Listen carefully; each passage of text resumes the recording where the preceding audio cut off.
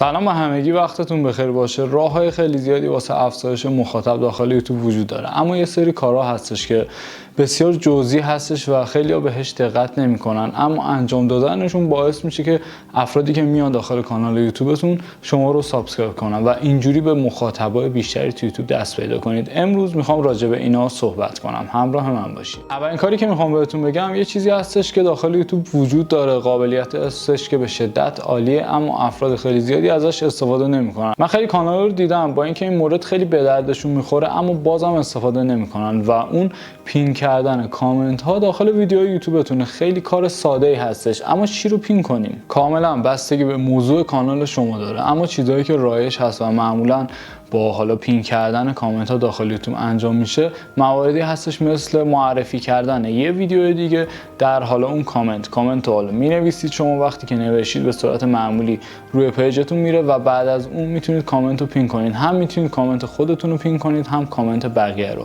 و یکی از بهترین کارهایی که میشه انجام دادش همین معرفی کردن ویدیوهای دیگه کانالتون هستش که روش کلیک کنن و برن ببینن. کار بعدی که میتونید انجام بدید، اگر شما محصولی دارید، اگر خدماتی دارید، حالا هر چیزی که میتونید حالا معرفی کنید، میتونه لینک وبسایت باشه، لینک کانال تلگرامتون باشه، پیج اینستاگرام باشه، هر چیزی توی حالا کامنت معرفی کنید و اون رو پین کنید. مورد بعدی هم که تو قسمت کامنت های پین میتونید استفاده کنید این هستش که از حالا مخاطبینتون درخواست حمایت کنید. این درخواست کنید که حالا واسهتون کامنت بذارن یا یه سوال بپرسید، سوالو مثلا جواب بدن، یا اینکه مثلا ازشون درخواست کنید که ویدیو رو حتما لایک کنن. اینو تو قسمت کامنت، چون کامنت های پین شده وقتی که حالا مخاطب داره ویدیو رو میبینه، معمولا یه ذره که اسکرول کنه بیاد پایین کامنت ها رو میبینه و وقتی که کامنت پین شده باشه اولین کامنتی که میبینه اون هستش و افرادی که حالا میان کامنت بخونن تعدادشون کم نیست و شما با استفاده از این قابلیت میتونید هم یه تعاملی با مخاطبینتون برقرار کنید، هم یه استفاده برده باشید. بالاخره اگر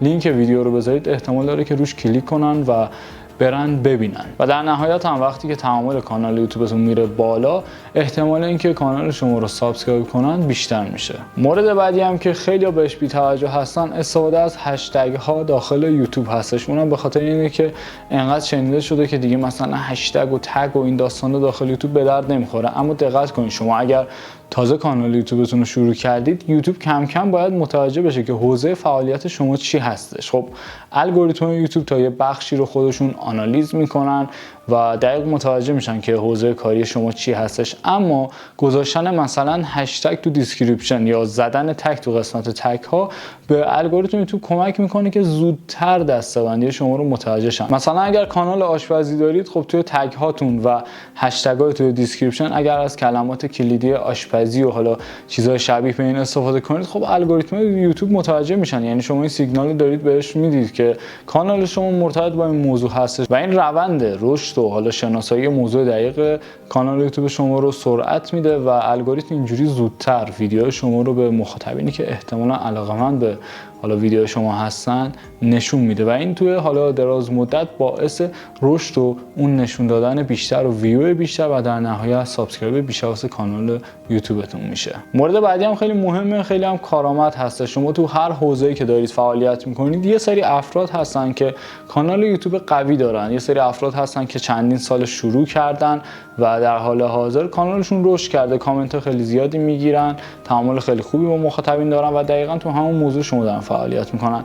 موردی که اینجا شما باید استفاده کنید این هستش که وقتی که حالا ویدیوهای جدید منتشر میشه، شما برای حالا افرادی که هم موضوع کانال یوتیوب شما هستن برید و کامنت بذارید. حالا این کامنت میتونه نظر باشه، کامنت میتونه حالا یه انتقاد باشه، چیزی باشه که شما صحبت کنید. تبلیغات به هیچ وجه نباید توی ویدیو بقیه انجام بدید. احتمال اینکه اصلا کامنت شما رو پاک کنن، ریپورت کنن به شدت بالاست. شما باید بیایید مثلا یه نظر راجع به ویدیو بدید، اما خب نظرتون جوری باشه که متخصص به نظر برسید. در کنارش هم یک اسم حرفه‌ای، یک یوتیوب هندل حرفه‌ای و یک پروفایل حرفه‌ای داشته باشید تا کاربرینی که دارن حالا پیام شما رو تو قسمت کامنت ها میخونن متوجه شن که شما یک کانال یوتیوب دارید و کانال یوتیوبتون حرفه‌ای هستش و وقتی که ترغیب بشن روش کلیک کنن، خب ادامه داستان دیگه کانالتون ویدیوهاتون هستش و احتمال داره که شما رو هم سابسکرایب کنن. خیلی دقت کنید، این فعالیت نباید زیاد باشه، به اندازه باشه، اما قابلیتی هستش که شما میتونید کمک کمک بگیرید ازش و